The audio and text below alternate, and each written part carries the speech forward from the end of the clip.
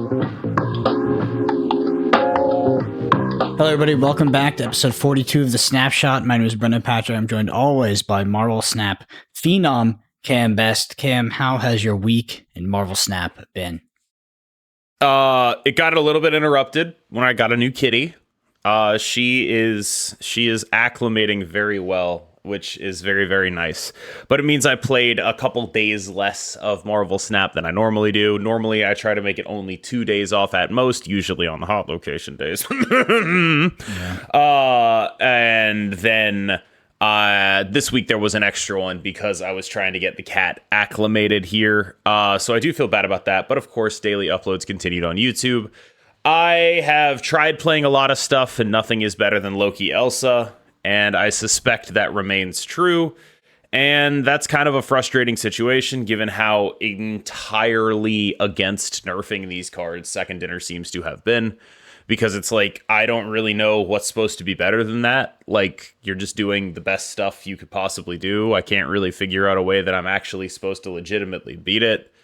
And that's sort of just where I'm at. A lot of the other decks that I play tend to involve like Alioth 50-50s. Do I play Alioth here? Do I Doom? Whatever.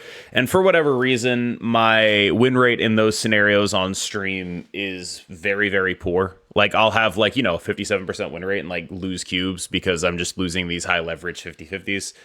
And again, like I say, for whatever reason, I think a lot of people are going to take that to mean sniping. It might just be like I'm actually bad at thinking in those scenarios. Like it could just be like I'm actually bad at that aspect of Marvel Snap. That's entirely possible. And I think I actually lean towards that explanation. Like even if it is sniping, I do think I am bad in those situations. I think I'm not thinking about them from the opponent's perspective properly. And that leads to a lot of poor play in high leverage situations.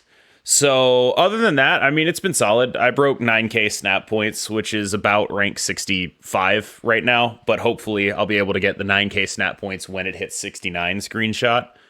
So that'll be nice. And it's been like a reasonably solid climb. I am excited about trying Thanos. We'll see how that ends up going, but I'm excited for it because now that Brood is gone, there's a real case for Thanos as the best Alioth, 100% lockup deck, where it's just like you go your Professor X big guy Alioth, and as the meta trends more towards people playing Shang-Chi and Rogue, we end up in a situation where Aliothing on turn 6 with a big guy in a lane after Professor Xing to win another one is actually just a really good play again. So that's what's making me excited about Thanos right now. Since you've expressed your interest in game design, we had Glenn on the podcast in the past. I want to ask you, from a design perspective, what kind of card would you introduce to the game to impact the meta that's dominated by Loki and Elsa Bloodstone without nerfing those cards? That's a really good question, and there's a reason why I don't get paid to do game design right now. Because it's a tough paradigm, right? I think my answer would be I would nerf those cards. Especially Loki feels like it's just absolutely free to take a power or two off the card. Like, just absolutely the freest it could ever be. But Loki's a weird case because high elo, I think the general consensus is it's the best deck. But everywhere else, his numbers seem totally fine. And decks that he usually just beats the shit out of, like move mid-range, seem to have like generically good win rates and cube gain rates in like general infinite, right? And only in high elo does Loki become like this massively oppressive force. And so for that reason, it's like I don't even think he's going to be on their radar, even though if it were me in there, he probably would be on my radar because I consider that important because he's just sort of generically better than everything else that anyone can be doing. Even though I will say, like, and this is a testament to Elsa, the Loki Elsa deck is an Elsa deck first. Like, it is primarily an Elsa deck, and then the Loki is just there where it's like, well, they didn't play Mobius, so I'm just going to take my free win off this card. That's what's happening here. Analogy time. The Elsa deck is Callblade, and the Loki stuff is Splinter Twin. That's an analogy for all you people who were playing Magic in the year 2010. Where it's just like, oh, well, we put the free win card and the consistent shell, right? Now our consistent shell also has free wins. So that's cool, I guess. Yeah. Loki's a bit harder to deal with because I think it's like the power comes from a sort of fundamental paradigm that you're presenting to the opponent. And we've said it a million times, playing the deck cheaper, even if it's not your primary game plan. Also, it's a 3/5. Yeah, exactly. So it's like you're playing your deck cheaper, and you're probably ahead on board because it's a fucking 3/5. What's the number for it though? Because like I feel like Glenn was talking about. There's no reason not to 3/4 it. At least it would still. I think it would still be just as good. We might even have to walk it down from there. But I guess if they have access to OTAs, why not just walk it down? Why not? Elsa, on the other hand, though, that card just seems a little bit maybe a little bit overstated. What do you think? Would you reduce it by a single power, or like it feels like Elsa's a card where if you could reduce it to a half, you could take a half a power off or something. It might be a nice little sweet spot. But what would you do with Elsa? She is exactly the kind of card where you start thinking like, damn, what if you just multiplied every number in Marvel Snap by 10? That would give you so many more balance levers to pull. But of course, it would make it a little bit more complicated than it needs to. Much more. For the math. Could you imagine the math, bro? Yeah.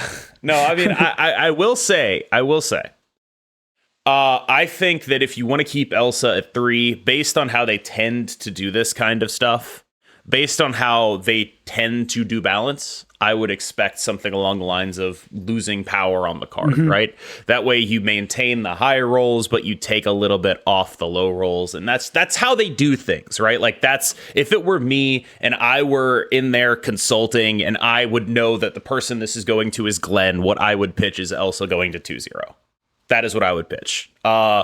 Because I know what he likes, right? Like he wants to make it so it's not consistently overstated and you have to put in the work to get the results out of it. That's the way they do balance. They want you to put in the work to get the results and they don't want you to just get it for free. So they chop the bottom off rather than the top. So instead of looking at, can we make Elsa only give 2 power? That's chopping the top off.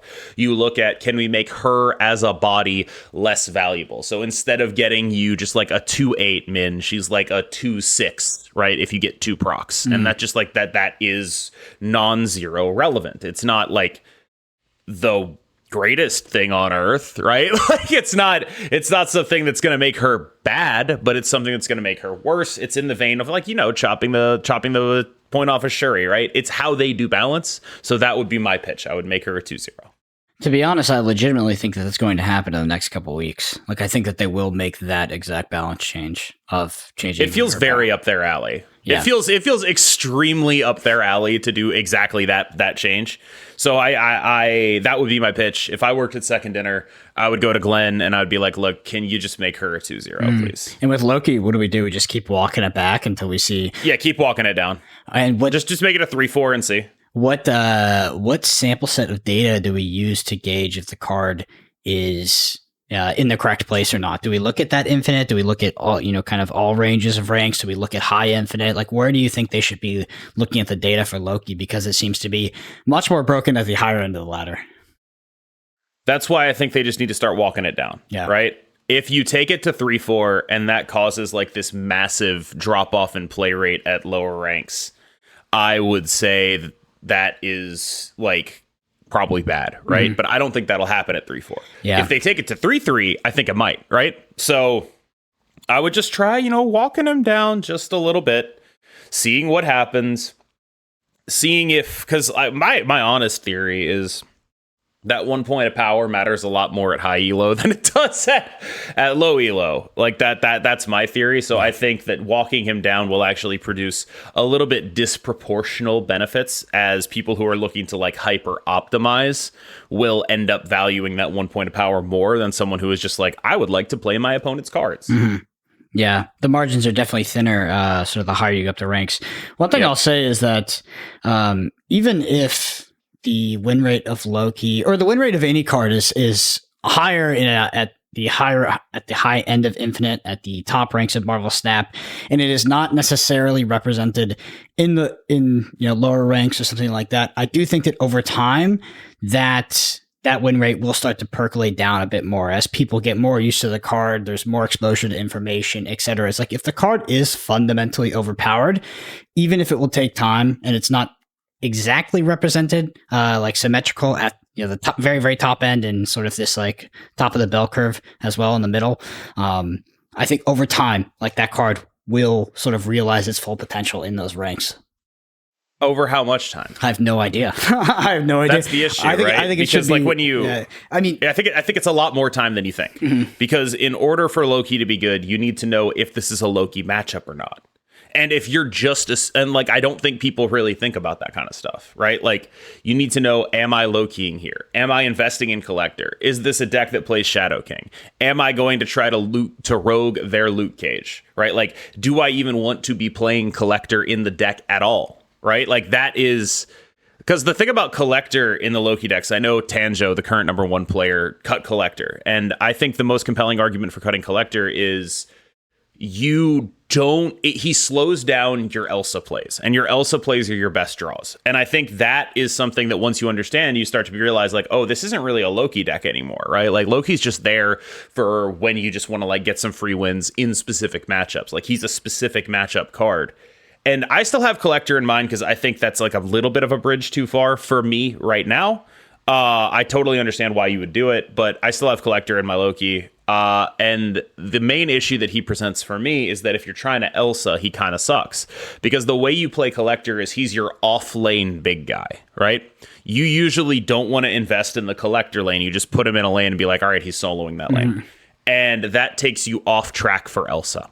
So if you're looking to Elsa, your top plays are usually something like 1-drop, 2-drop, Elsa plus Kitty. That's what you want to be doing, right? But if your 2-drop is the Collector, it takes you to like turn 5 before you can actually start getting Elsa value.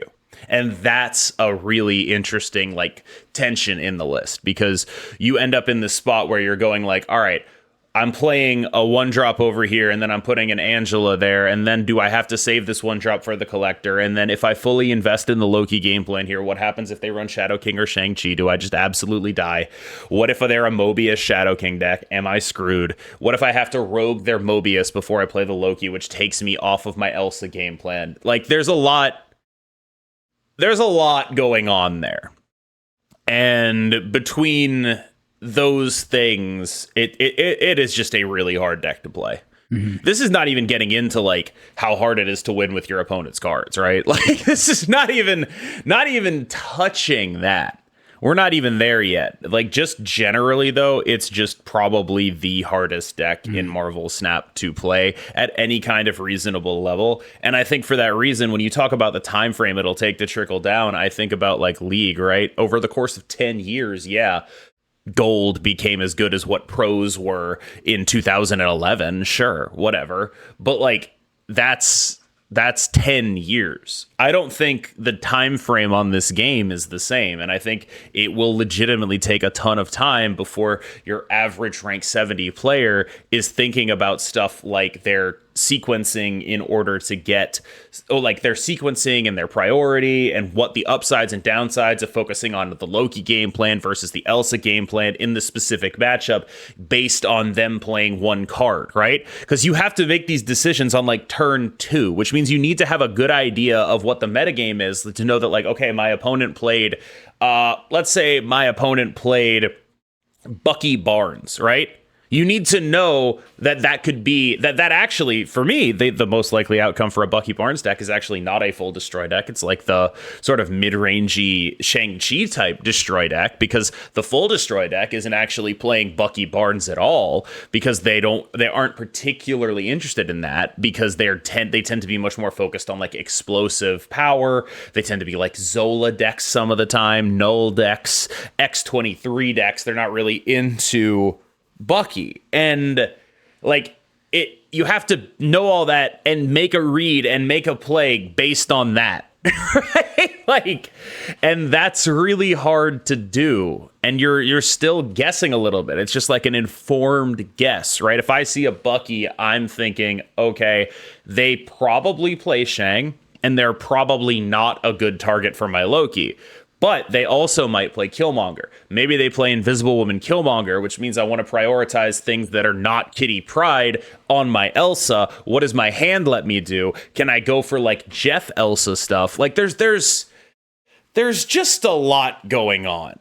Do I need to Loki small in order to keep Collector out of Shang range? What if they run Shadow King? Do I have a good rogue target in this matchup? What am I like? There's a lot. There's also like, okay, if they're a Deadpool deck, right? We need to think about like, okay, the thing I want to do then is like a turn 5 Mirage type thing so that I can get that Deadpool and then end up with it. I need to focus on my own Mobius. This all pushes me away from being a Loki deck at all. And then you have to think about Lady Deathstrike, right? Like there's just a lot of things you have to think about, and you have to extrapolate them all on turn 2 when you make a commitment to the game plan. Yeah, I do think that in the current day, in 2023, people do get better at things faster than they did even 10 years ago, 5 years ago. Mostly, not because necessarily the technology has changed, but the sort of, it feels to me like this is the era of content creation, where if you went back to the OG days of League, to find a content creator, to find a streamer, they were kind of few and far between, where it's like now, if you look at the top end of a leaderboard of almost any game, pretty much all those people make content. It's they're more the exception rather than the example if they don't make content. And because of that, good information is able to be acquired very readily. So I don't know how long it would take for Loki, but I do think, I don't know. Basically, my main argument is that whatever is happening at the top end will make its way down to sort of the top of the bell curve or somewhere in the middle. And if Loki is a fundamentally broken card at high elo, it will be a fundamentally broken card soon enough at normal rank or whatever rank. It doesn't matter, Okay. All right, OTAs. I love these OTAs. OTAs. Yeah, so I can't remember exactly if you asked Glenn about Widow's Bite specifically. I feel like you did. So we did bring up Black Widow. Yeah, yes. it was you, and it was you. It was you brought it up. So the Widow's Bite has changed. Of Black Widows, a Black Widow is a 2/1 that puts a Widow's Bite in your opponent's hand that says, while this is in your hand, and this is in your opponent's hand, remember, you can't draw cards, so they have to play it on the board. It used to be a 0/0. Now it's a 0/-1. I think you specifically mentioned this card as bringing it up in the reference to not making it too good because it's kind of a toxic card. Like no one really enjoys having a Widow's Bite in their hand. I'm not sure how enjoyable it is to put a Widow's Bite in your opponent's hand because there's enough user feedback there. Anyway, they buffed the card. I mean, adding -1 to it's not nothing. What are your thoughts? One from a impact on this being a playable card because Black Widow isn't really a playable card, and also from like a design philosophy. How do you feel about this? She's playable now. I think this is a great buff, actually, because she ends up at a point where it's like, okay, this card is playable. But, and this is important, but they did the weakest possible buff they could do to her. If they made her a 2/2, that's stronger than this. Because those are stats that you actually get and you get control over, and they can't Carnage or throw in a Death's Domain or throw in, God forbid, a bar with no name, right? Like, every possible buff they could have done to her is stronger than this one. And so I think if you are going to do a buff to her, this is the correct mentality to have, which is do the least you can do. Like, this is the weakest buff they've ever given anything. It's less than a point. And that is a smart decision, in my view. Yeah, there's not a lot of other knobs. I mean, the other knob they would tweak is the power on or the cost. Yeah. Well, if they tweak the cost on Black Widow, if they tweak the cost on Widow's Bite, I feel like that card would be hilariously overpowered because you would effectively time walk your opponent off of their turn. So you would take on turn 3, going into turn 4, you play this. Their turn 4 is now their turn 3. It's like it's so bad for them, and they have to lose a spot. I would love to play that card. It'd be hilarious, but I think it'd be OP. I bet you would. All right. Next up, we have White Tiger. So White Tiger's a 5/1 that makes a Tiger Spirit in a random lane that used to be a 5/7, but is now a 5/8. The sentiment I saw on Twitter was that this was it's a buff, but it's not enough to sort of push it over the edge. And I don't know. Did you try to do any sort of funky combo-y Wong stuff with this? No. Or it's still just too cute, right? It's not like good. Okay, so there are two things that cause issues here. First, you compare it to Claw, right? And what Claw does is spreads its power a little bit better. I think White Tiger and Claw are very comparable early game cards, right? Like that they are filling in similar roles here. Claw's just a little bit better at it. And because it is able to go in both lanes, you get a 4 and a 6 rather than a 1 and an 8. Though the closer that split is, the better, generally speaking, because that's the kind of thing you're going to be playing the card for, is to target 2 lanes. With White Tiger, you're not actually targeting 2 lanes. The upside, of course, is you get things like Wong and Odin. The issue with decks like that is they get Omega Alioth. And so it's like, oh, I really can't do much about that, can I? Mm-hmm. And as much as I like the idea of being able to play Wong again, you just get Alioth to death, and then that's just very, very upsetting. So I think, weirdly, if you wanted to make White Tiger better, you needed to add the power to her, not to the spirit. Like, if she were, again, like, if you compare her to Claw, if she were like a 4/6 for creating a 6, that'd be incredible, right? That'd be a way better than Claw, I think, or maybe not even way better than Claw, but it would be much better in early pool stuff because of the Odin synergy, right? Mm. But that's what you need to do to make her like competitive playable, that kind of thing. Yeah. Speaking of early pool stuff, I haven't been there in a while. I did at one point replay back through to Infinite from like a 0 account, but my go-to deck, I think, into like pool 2, and yeah, it's all kind of murky to me. Like, what is pool 2? What is pool 3? I would play the Unreveal deck. That was my go-to deck, and I guess this made it better. It was the White Tiger Odin stuff. All right, this is a good one. Forge. So Forge was previously a 2/1 that said on reveal, give the next card you play +3 power. It was buffed now. It's been changed to a 1/1 that says on reveal, give the next card you play +2 power. I'm just gonna let you take this one away. It's better, probably, but the best deck that played Forge is now significantly worse, right? And that would be Brood Abs, right? Which is good, because that deck sucked. Like, the premise of that deck was just the points and Alioth. And it's like, there are so many more interesting iterations of that strategy. Both the move deck and the Thanos deck are more interesting than that in terms of how they play out. And the Brood deck is just like, haha, behold, I put 27 points onto the board. Enjoy. You die. And it's like, all right, okay, that's cool. Do that. Take your cube. You got it. And I think that Forge getting nerfed makes it nerfed in that context, I should say, makes it a much more dynamic card. Because it's definitely a card that is better in something like Elsa Kitty Shuri. It's definitely a card that is better in something like Deadpool now. And it is no longer as good in trying to abuse it with Brood, right? So that, I think, is like a very solid change. It is one of the better 1-drops in the game right now. Just basically a 1/3, arguably better than a 1/3 because of the ability to actually target where that power goes. And that just on rate is a card that, you know, those pool 1 and 2 players in their zoo decks maybe should be considering a lot more, because it is now just baseline extremely strong. And of course, it has 1 cost. And it's interesting how many buffs there have been to like pool 2 zoo.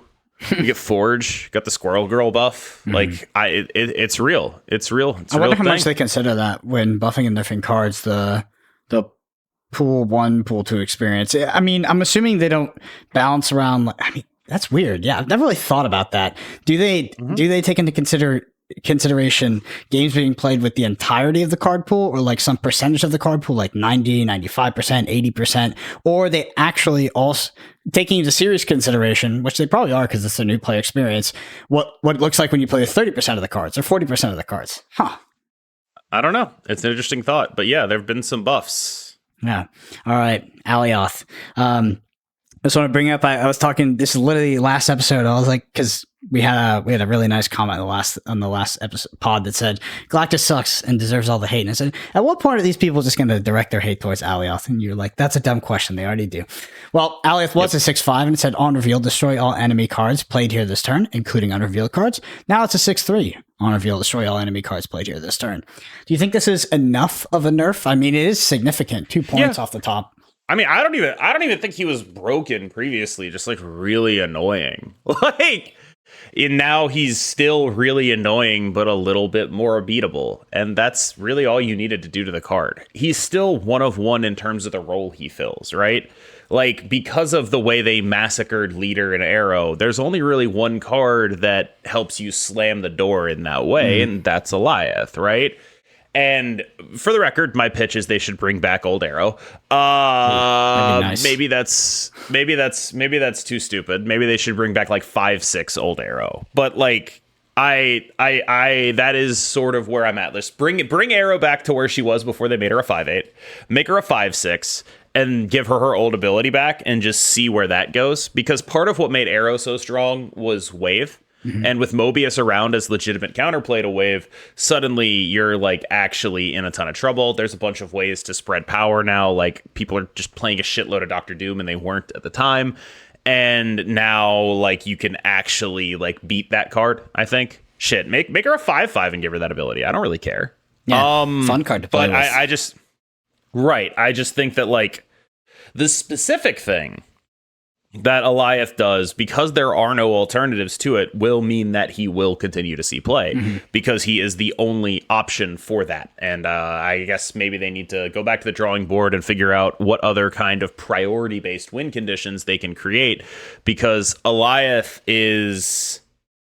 I don't know if there's one that people won't get mad at, but like the fact that there's only one right now and people are really mad at it. I mean, maybe if they made it clear that like, hey, this is going to be a viable style of play, we're going to actually put some of these cards in here, you're going to be able to play like this, it's encouraged and expected, then maybe if there were more options, because like the reason Alioth is in all these decks is because there's no other options. If you want to play like that, you have to play him. And so maybe if there were other options, his play rate wouldn't be so ridiculous.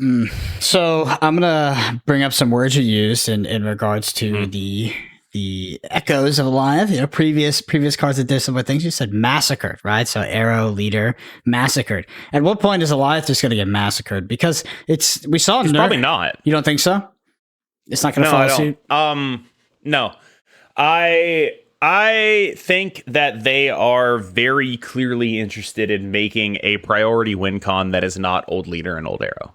I think they are attempting to do that. I think the thing that is the most bothersome to me about Alioth is the way it puts you in these situations where you can either play around Alioth or play around literally fucking anything else.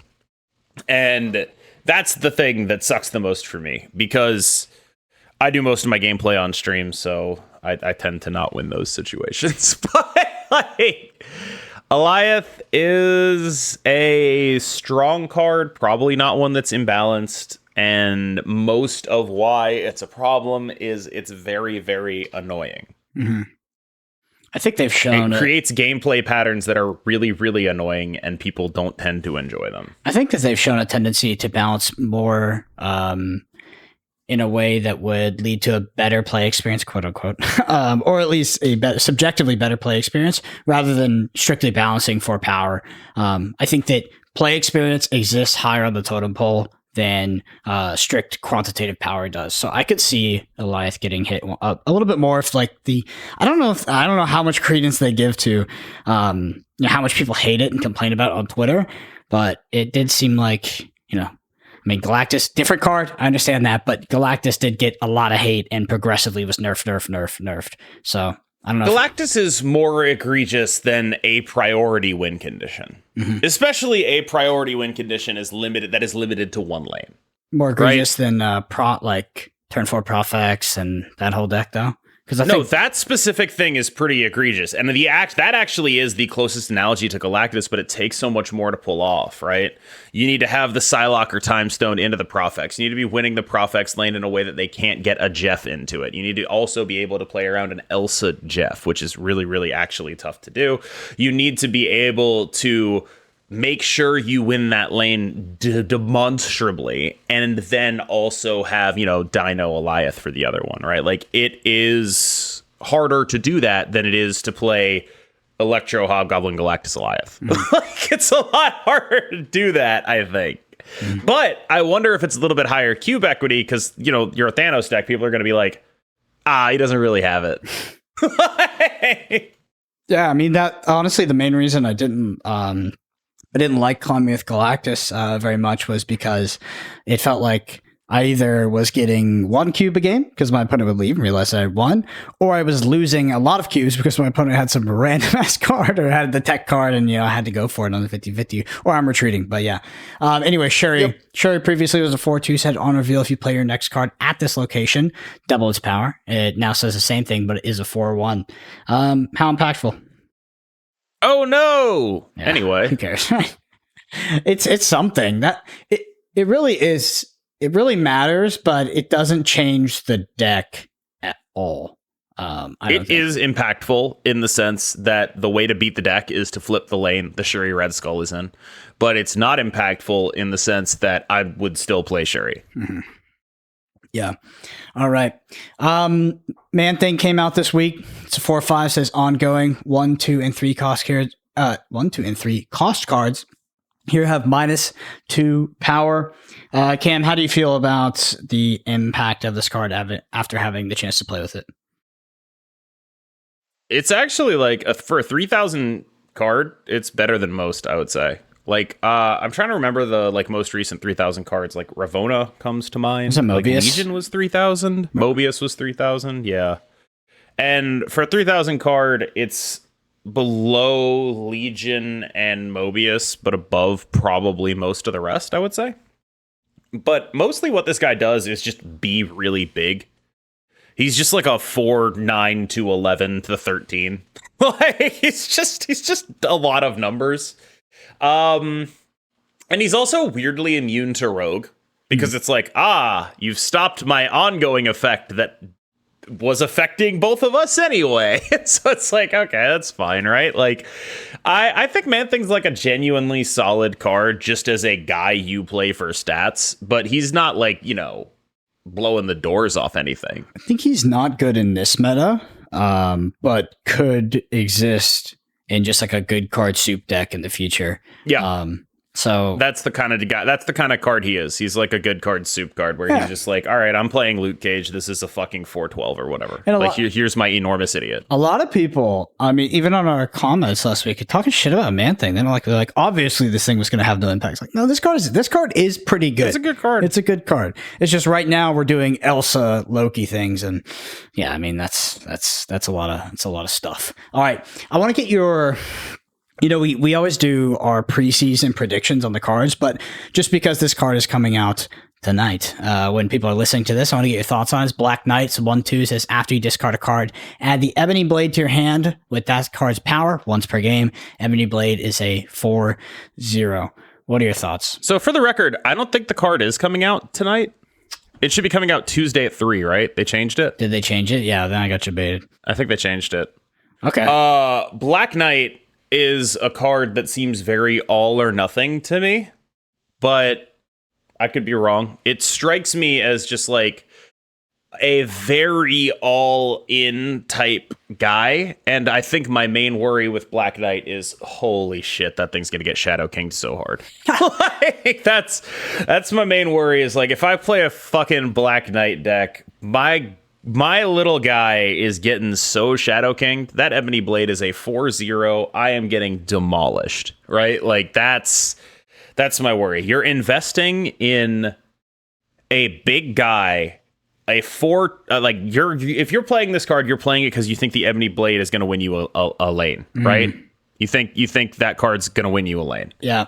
And you're doing that. And so what happens when that card you think is going to win you a lane does not win you a lane is you lose 8 cubes. So this card also has to be better. When that card gets Shang-Chi'd, when that card gets Shadow Kinged, you lose 8 cubes. And those cards are coming back in force, in my opinion. Yeah, we'll talk about that. I mean, this card existing at the 4 slot, I guess you would run it in tandem with Dracula, but if you're evaluating the power and the risk of playing it, I think you need to evaluate it right next to Dracula, and Dracula isn't subject to any of those cards. It isn't subject to Shadow King, isn't subject to Shang-Chi. So it's interesting. I think that the deck that it would exist in would be high variance at best. It's definitely not going to be an Elsa Loki deck. Like it's, I mean, people are shit talking. So one thing that, if Mobius didn't exist, one thing that I would want to kick around is like you do a final turn Ghost Rider Ebony Blade after discarding the Infinite. Like that would be Alpha Zabu, right? So like you'd have the 3/3, right? They both cost 3, but Mobius exists, which makes that a little bit sussy, I think. But that would be something I would be trying to do, is like you Lady Sif and Infinite, and then you Zabu, you just like play some other cards, and then your final turn is just 40 power. That seems pretty good to me. Yeah, I mean that's a good. I don't know how consistent it'd be, but it'd be a good Johnny deck, right? Like it does this crazy thing once every few games. But last thing I want to ask you in regards to the news is, what were your thoughts on the Midnight Suns takeover? I got a couple of them. I got Doom, Prophex, and Spider-Man. Those are good ones. And I wasn't very interested in the rest of them. And I'll tell you, I like Bucky Barnes as the Hanged Man a lot. But it's a card that's never actually going to be on the board. So if they made the token also that, it'd be awesome. Yeah. I think that's a really, like, some of them are really clever, right? But that card is never going to be on the board. So it kind of just is what it is. Yeah, I got Prophex and another one. I mean, I would have liked to have gotten more, but they were... Oh man, they were pricey. so expensive. Do we want to talk about that? Yeah, I mean, do you want to talk about that? Because like I saw a bunch of people being like, "Oh, Second Dinner, you fucked up. You should. If these were 700, I would have bought so many. But at 1,200, I'm not going to. Your prices are exploitative." And I think that like there are, of all the things that are exploitative in this game, charging a bunch for cosmetics is the least. Like it is the, like, what you actually mean is, I'm mad I can't afford this, which is valid. I want to be real. Like, that's valid. I just sort of think that, like, okay, look, charging a shitload for desirable cosmetics is actually good. You want this game to soak the whales. That's what you want. You want people like me spending $60, I think, I don't actually know, on JPEGs. That's what you want, because that subsidizes you. You want people making those bad financial decisions if you're like a free-to-play player, if you're like someone who doesn't want to spend a lot of money on the game, if you're like someone who doesn't want to spend 1,200 gold on a skin. You want that to be subsidized. You want that to be subsidized by idiots like us. And, you know, you're welcome. But like things that are actually exploited, there are things that are actually exploitative in this game. Charging up, like, people need to understand the difference between things that are exploitative and charging a lot of money for something. Because I see this a lot, like Second Dinner selling a bundle for $100. That's exploitative. It's like, no. That's expensive. That's a different thing. That's not exploitative. That's just charging a bunch of money. But there's nothing exploitative about saying, this is how much I want to sell this for. What's exploitative is kind of like the rest of it, right? Like the way in which currency obfuscates how much money you're actually spending on the game.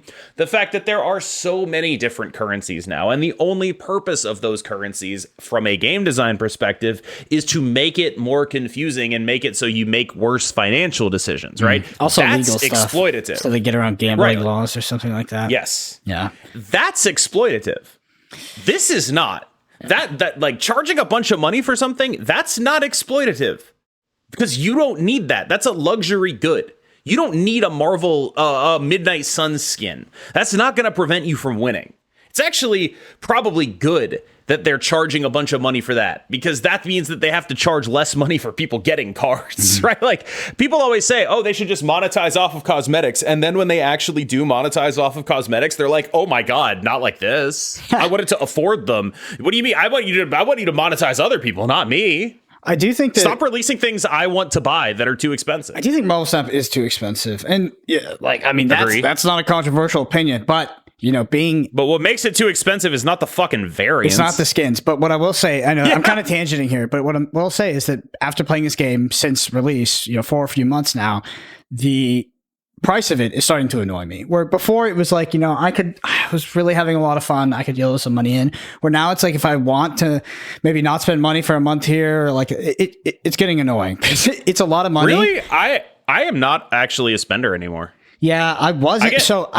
I'm not using my collector tokens. You know, everybody's gonna be like, Brennan, how many collector tokens do you have? None of your business. How many collector tokens do you have? How many do you have? How many do you have? How many do you have? 26,000. Fuck you. I'll use them when I need them. Okay, I use them for 3,000 token cards, and so do I. That's fair. That. I just wish that in order to engage with the game, and I'm sure that people who play the game more casually feel this like X10, it wasn't hundreds of dollars each month like that. It gets there's a fatigue that comes with that, and I don't know. It feels like it's mounting up, and I wish the game was cheaper. I do at this point. I just wish the game was cheaper, and I do. Fuck. I wish the best deck wasn't a deck with 2 battle pass cards in it. Yeah, I can do battle passes, dude. I can do $10 a month every day of the week. I just can't do this thing. There are people who can't, though. I can't do. There's also $100 card in here where you could get it for $25 or whatever this if you get lucky on the caches, and we've just explained that system. But that part annoys me. Like the $10 stuff. If this game cost $10 a month to play, if it was like a subscription, fine. Fine. And I know for some people it's like they can't afford that and they're free to play, but the $100+ is too expensive. When's the last time you opened Spotlight caches? Recently, to be honest, Yeah, I feel like it's got to be more than a month ago. Yeah. Other than that, I just buy with my tokens because I just don't feel like putting money in. So how many Spotlight caches do you have? Spotlight caches saved up? Yeah. 0. What? How's that possible? Because what'd you do? I just don't upgrade. I just let it all sort of rack up. That's my God. I have like 8 or 9. Yeah. So one thing I hate more than anything, KM, and this has nothing to do with the money or any of that, is that if a card comes out that I want and I don't want to pay 6,000 tokens for it, the process of getting the credits or just spending my credits to open 4 Spotlight caches takes a solid 30 minutes. It does take a while. Takes a lot. It's so freaking annoying. But I guess I've got like a solid buffer at this point, right? Because I have like I don't know how many Spotlight caches saved up. It's more than 2 rotations. I know that. I have like 30,000 tokens, so I'm set there. And I have like a decent amount of credits and gold if it ever really comes down to that, which it probably won't. So I am at this point basically free to play. I know that sounds weird. I get my 2,000 gold a month from Second Dinner, which honestly, I haven't gone below like 10k gold in a very long time anyway. Yeah. I might buy one big bundle if there's like something cool in it. So I guess I'm not free to play, but I'm not like buying every bundle out here, right? Like I buy the cosmetics I think mostly. Like I bought the Zola Game Boy. I don't even play Zola. I just wanted the avatar, right? Like I buy cosmetics and stuff, and then I get the cards that I want when they come out. I am so bad at opening Spotlight caches, but that's okay. I'm week to week on these caches, bro. It's bad. I'm like, that's crazy. I'm surviving. I have ended up in the spot where I just have like just a ton of shit. Like I just have just so much stuff that I don't even engage with the system in the way other people do anymore. Like I have ascended. I'm like Jeff Bezos of Marvel Snap. I'm no longer connected to reality. I'm just wearing shiny shirts and shaving my head. Yeah, I mean, to be fair, I'm also not in reality because I've been hoarding tokens, but I will say, as a spokesperson for the people that are in reality, it's too expensive. Like, it's too expensive. Gotta make it cheap. Like, you want to talk about exploitative? I think the dynamic where they give you 10 cards for free and the other 2 cost $100, that's exploitative.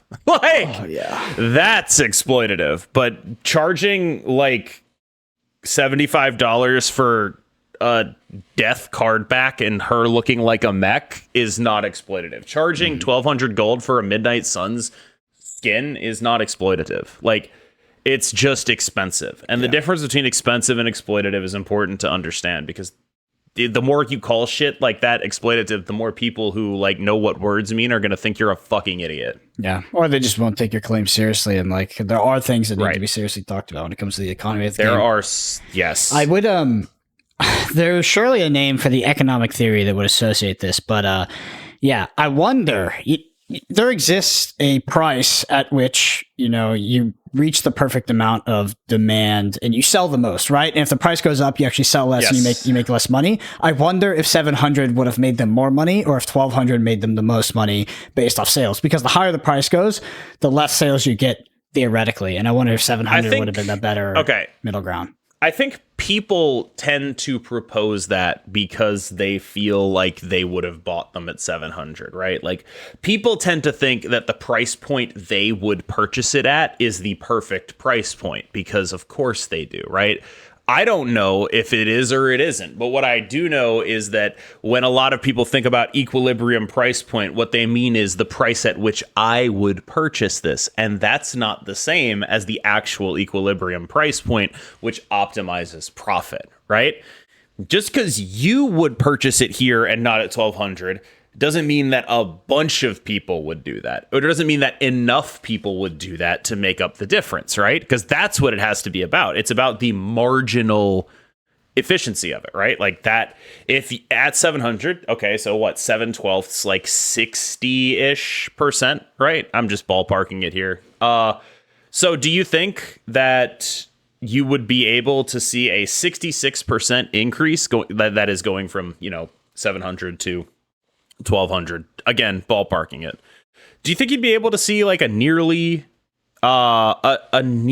66 to 70% increase in sales by discounting it that much? Do you think that would happen? Because that's what you would need to make it more profitable. Do you think they would sell 1.6 times as many if they put it at 700? Like, I don't know. Well, I'll tell you, all of that is very intellectual, but I'll tell you what really would have happened is I would have bought the same exact ones, but I bought them for cheaper because there's a few I really liked. That's exactly what would have goddamn happened, and you know it, right? Like that's the issue, right? Like for like I'm not saying I know for sure they priced it right because obviously I don't know shit. But when you think about the difference between 7 and 12, like you need to, in order to make a claim like, oh, I think you'd make more money. First of all, I think anyone who says I think you'd make more money if you put it at 700, absolutely put them on the pay no mind list, because how are you making that claim, right? You're making that claim based on I would buy it if it were 700 and I will not if it were 1200, and that is just so fundamentally dumb to make like a claim about objective reality based on your subjective experience in that sense. Even like, Second that's just Dinner like, couldn't make the claim because they couldn't appropriately split test to make the claim. Yes, even Second Dinner with all their back end data could not do an A/B test on this. So that's what I'm saying. Stop being buttheads and just make it 700. You know, like who knows? All right, we got to bend it. Hold on. I will say my general policy on everything in the game is it should be cheaper, but I do suspend that policy for skins. Like, they're skins. It's fair. If they were gameplay pieces, okay, yeah, sure. The Mobius bundle is like a little bit weird to me. I will say that. Like, that Mobius bundle is like, okay, are you sure about this? That one sets off my alarms, right? Right. The same as that original Darkhawk bundle. Right after Mobius came out, that was freaking hilarious. I bought that, by the way. Mobius bundle sets off my alarms. I didn't buy it, by the way. The Darkhawk bundle set off my alarms. That's the kind of shit that sets off my alarms, right? Where they have price tags attached to the game pieces like that. Mm-hmm. But if it's a cosmetic, fucking soak me.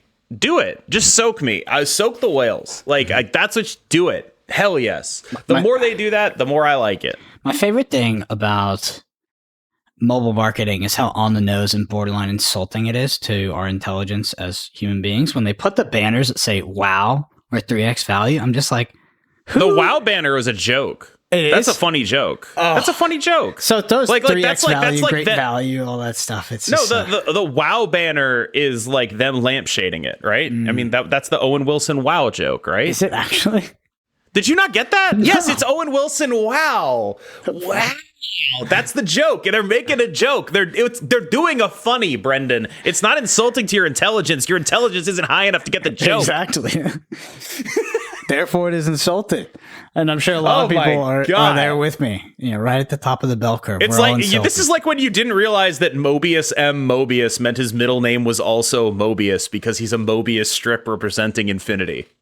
It could be Michael. Like, I mean, could have been anything. All right, we got a big Ben snap section. Ben snap section. Wow.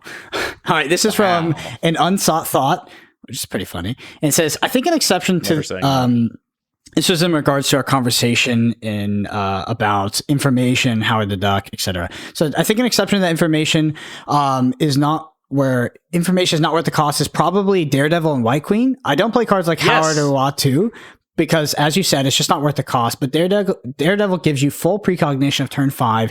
You can react to your opponent plays on turn 5 in real time. In certain decks, absolutely feel Daredevil is necessary as an inclusion because he will make your turn 5 strategy way more consistent, way more consistently in your favor. White Queen is good because not only her stats are decent, yes, but she lets you know what your opponent is most likely going to be playing on turn 6. Unless they top deck something else. And perhaps you can play their card too. Not many cards in Snap provide good information at a reasonable cost. Yes.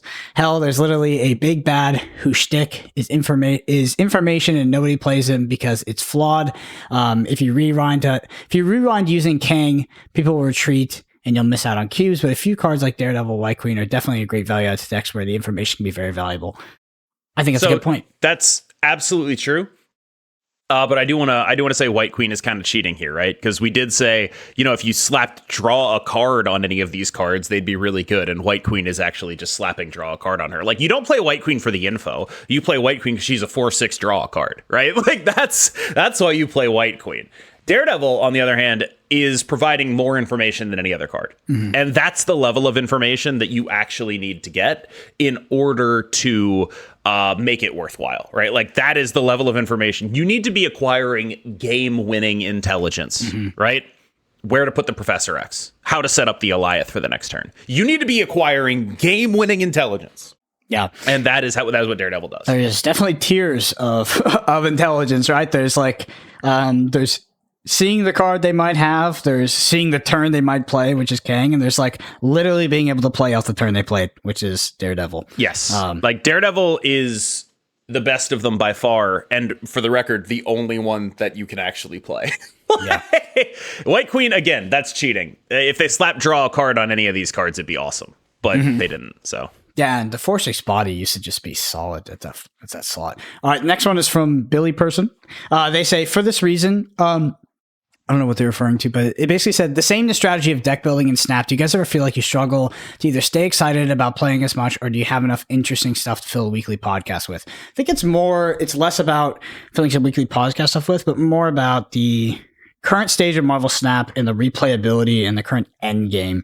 Do you feel like it's lacking at all? Does it feel a bit stale? I think you're an outlier though, Cam, because you engage in the leaderboard, and that's sort of a perpetuating system with other human beings and that are also competing, and you're sort of feeding off of them. Where if you kind of are just playing into the void, into infinite, just random infinite or 80s, 60s, or you're just doing conquests, is there a level of kind of fatigue or boringness that you get with that? Does Marvel Snap lack an end game, do you think? I couldn't tell you, because like you said, I'm captain fucking leaderboard, right? Yeah. I'm aiming to get a rank 69 finish. You feel me? AVP. That's I don't even think about things like what's the end game, because I've been in it the entire time I've played this game. I've never not been. And the other players, for the first month I played, I was the 4th ranked player. Mm-hmm. In the leaderboard thing that they did a little temporary leaderboard. Yeah. Coming out of the beta, I was the highest MMR player. Again, I've never not been in the end game. I've always been in what Marvel Snap considered the end game from the minute, within 10 days of picking up the game. I've never not been there. Well, you're actually not even in the end game. You're in some weird, just alternate end game where your game experience is being perpetuated by the other players that are competing on the leaderboard. Yes. But then also social media, also streaming, all this is not being done by Second Dinner. It's all being done by other human beings to play the game. I'm the least connected to reality for this question. Yeah. If I was going to answer this question, I would say yes. I do think that Marvel Snap lacks a little bit of end game, or shit to do after you hit infinite, after you've sort of hit whatever accomplishment you want to hit, whether it is infinite, whether it is 70. Currently the only thing that keeps you in the game is this idea of doing daily missions, which I know is great for the lizard brain, but I hate that shit, and it gets old after a while. I think that, I don't know, it captivates you for a little bit, and then you're it's just a chore and you don't really want to do it, and you don't really get the dopamine for completing it. But I think right now, once you hit infinite, if you're not competing in leaderboard, I guess you could shoot for some arbitrary leaderboard rank. There's just not really too much to do. So I would like them to sort of create ways for us to engage with the game, which that could be a limited mode. There's a lot of ways to do that. Conquest is a great addition, but I would like them to keep adding features to sort of engage with the game towards the end of it. Anyway, Next one is from Nate on, I don't know if it's Andrade or Andrade. I'm sorry if I mispronounced your last name, Nate. It says, let's pretend the Soul Stone nerf never happened, but still assume Thanos needs adjusting in some way to avoid an out of control Profex Dino Alioth meta. What would be a better area to work on the card Thanos? Should his stones be addressed, or perhaps his power and cost? What are your thoughts? It's the stones. The stones are Thanos. I'll tell you my controversial take that I thought about. Hear me out on this one. What if Mind Stone only drew one stone? Is that greater or lesser of a nerf than taking the draw off of Soul Stone? That is, I think, lesser of a nerf. It's less, right? Like it's a lesser nerf, and I kind of think that would have been the change I would make. Yeah, that would have been so. But yes, your answer number one is that you have to hit the stones. You couldn't hit the power on or the top end of Thanos. Like, what if Thanos was like a 6/5? Irrelevant. Yeah, irrelevant. Who gives a shit? Interesting. Surely there's some number. You hit the stones. No, there's not a number on Thanos. Who gives a shit? Because then you just wouldn't play the Thanos. Like you would just. Yeah, you just wouldn't play the Thanos. Who fucking cares? Like it's the stones, and I think if they wanted to tone it down a little bit without doing what they did to it, the thing to do would be to hit the Mind Stone, make it only draw one stone. Okay. All right. Last one here is from Nicholas. They say, here's a question I'd love for y'all to talk about. With the ubiquitous use of Chavez, don't you think she needs a rework? As a spike, I like good cards, but it's just boring when everyone is playing the same card essentially decks are 11 cards. Another question is more of a comment on how horrible Mobius is for the game. I get all the good cards. I got all these good cards that are almost unplayable now. Dude needs a rework for sure. And he says, keep up the good work, gents. I want to take this one. Take them both. There's two questions there. Well, because I did videos on both of these fucking topics. In like the last 2 weeks, I have done full videos on both of these topics. Check me out, Cam Best in a Snap on YouTube. Please like and subscribe. I'm trying to hit 15K. It'll be really cool if I can do that. Anyway, Chavez is a card that I would consider a rework almost inevitable for. Not necessarily because she's everywhere, but because when you think about what she does to Second Inner's bottom line, it becomes increasingly clear. There are two considerations here. One is Second Inner's bottom line, and two is when you think about how they nerf stuff, think about what Chavez does, and then you come to the inevitable conclusion that they are absolutely going to fucking nuke her at some point, right? Because when you think about how they handle things, one, the way they handle things is by chopping the bottom off. They make things less consistent, but they keep the high roll intact, right? What Chavez does is make things more consistent in a very boring way. So, like, even from there, you're like, okay, this is on the radar, right? And then you think about it like what Chavez also does is make decks 11 cards and Second Inner sells cards. They are a 12th card factory, right?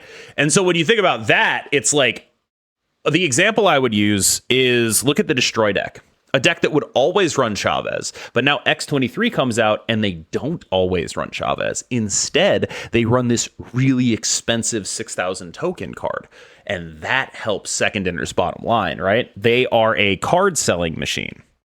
And so between those two things, I think it's like absolutely inevitable. I cannot see them letting this state of affairs go on. The issue becomes, all right, they need to figure out what a good rework is. Mm-hmm. They need to figure out how to do the VFX for it. They need to figure out a way to make it satisfying to pool one players, because she's an incredibly important card. Do they have to justify it at all? I don't think they have to justify it. I think they could just point at the play rate and be like, bad. Yeah, that is gonna. I mean, that's justification, right? Play rate equal bad. Because like they just be like, "Fuck off, guys! Come on!"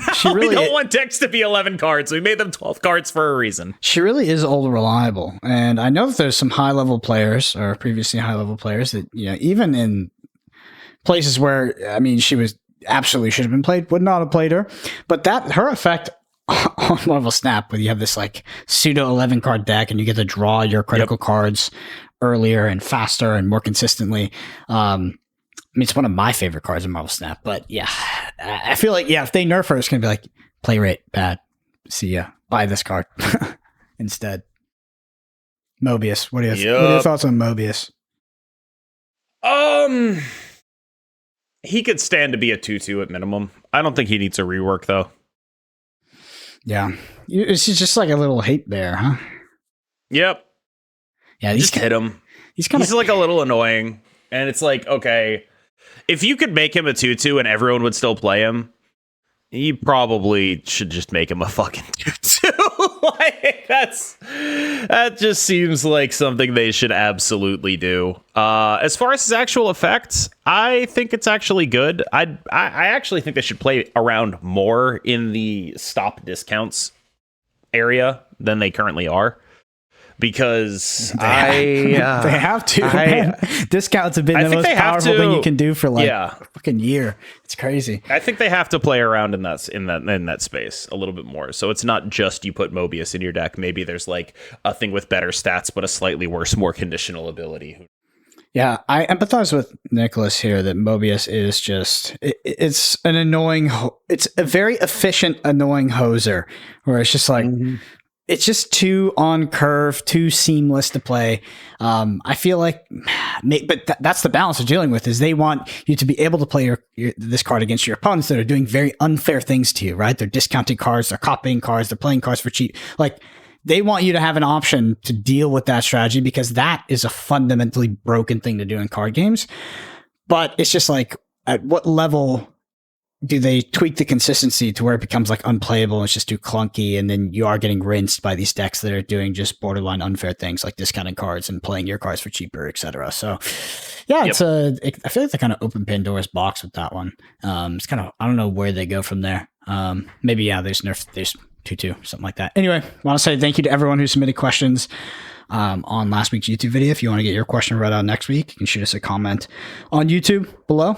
I appreciate it. It's great to talk about that kind of stuff. Really enjoy it. All right, Cam, just to end out here, it's kind of our main topic. We're going to end on it. I just brought up some of the two best decks, and before I go into them, I want to give you a chance to talk about why you think tech cards are going to enter back into the meta. Ooh, you mean like what, Rogue and Shang? Mm-hmm. Okay, so I think the thing about Rogue and Shang is that they're both best when people are not expecting them, which is right now. I can't tell you how many, like I saw someone on my YouTube saying like, yo, I actually cut armor from Shuri because Shang-Chi isn't real. And it's like, okay, if you want to beat the shit out of some people right now, just make Shang-Chi real again, right? When you think about why he wasn't real, the answer was a combination of like Brood and move mid-range and Loki making him just like kind of complete dog shit. Brood is probably a little bit dead. Move mid-range is still around, but with Elsa, there's like at least a vision for you to hit with the Shang. And Loki, like shit, I've seen people running it in Loki, right? Like that's actually a pretty common thing to do is you're on the Shang and a Loki. And so given all of that, all of those things together, I kind of feel like we're entering a more normal metagame where people are playing tech cards and they're not worried about their shit getting Goliathed. And that's part of the reason I'm interested in Thanos, right? Because you know what's really good against someone trying to like turn 6 swing a lane is just being like, yeah, that doesn't happen. It never happened. It was erased from the timeline. We've pruned it. It's gone. And that's what I think Thanos can do in a way that very few other decks can. Mm-hmm. I think I'm going to start trying Daredevil in there because I feel like setting up your turn 5 with Daredevil is like kind of insane, right? Like you set up the Daredevil and then just instantly win. Because with Goliath, a card like Daredevil gains so much from that because you actually know that you are going to win based on the setup of the end of turn 5. So having that perfect information there can really, really, really put you in a valuable spot. So that's something I'm thinking about. Interesting, with 2-turn lock. Almost. All right, I'm going to read out 2 deck lists. The first one we don't really need to talk too much about. It's just the Loki Elsa Bloodstone deck that you've been playing. You've been seeing a lot of success with, and that's Kitty Pryde, Maria Hill, Snowguard, Angela, the Collector, Elsa Bloodstone, Mirage, Jeff, Mobius, Rogue, Loki, America Chavez. That deck is good for pretty much all the reasons that you talked about at the very top of the pod. I mean, you talked a lot about this deck, some of the play lines, etc. And we've been talking about this deck for weeks. I mean, Elsa's obviously a new addition, but similarly Decklist in that. Decklist I want you to expand upon because you brought it up last week, but you said you didn't have enough of an experience with it to sort of talk on it yet. That's Thanos.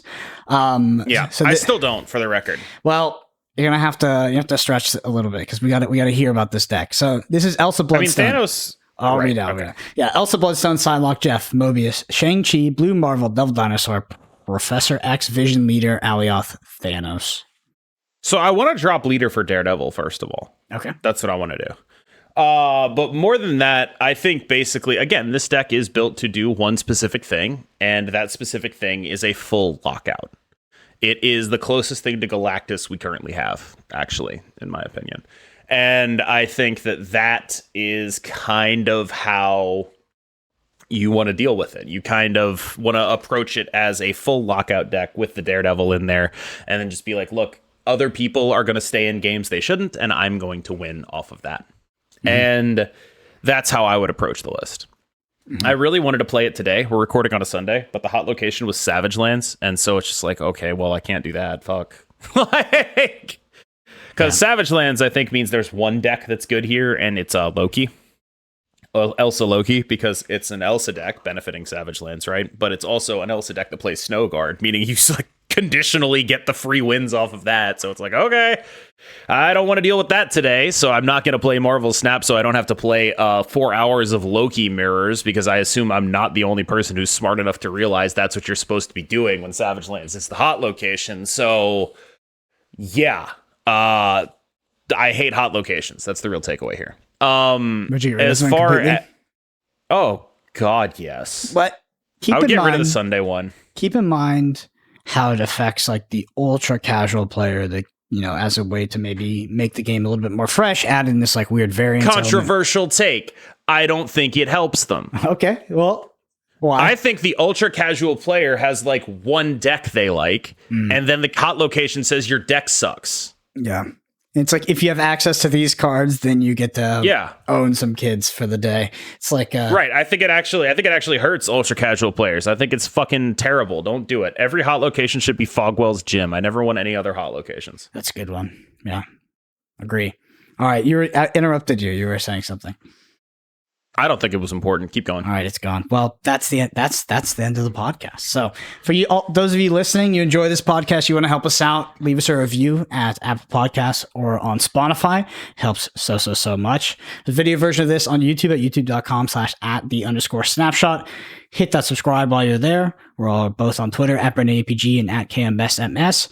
KM is streaming frequently, but he will tell us his schedule now. Evenings. I play in the evenings. I play Marvel Snap in the evenings. That's what I do. It's the thing that I do. That's the thing I do. I play Marvel Snap in the evenings. Future rank 1 coming this season, right? I don't know about that.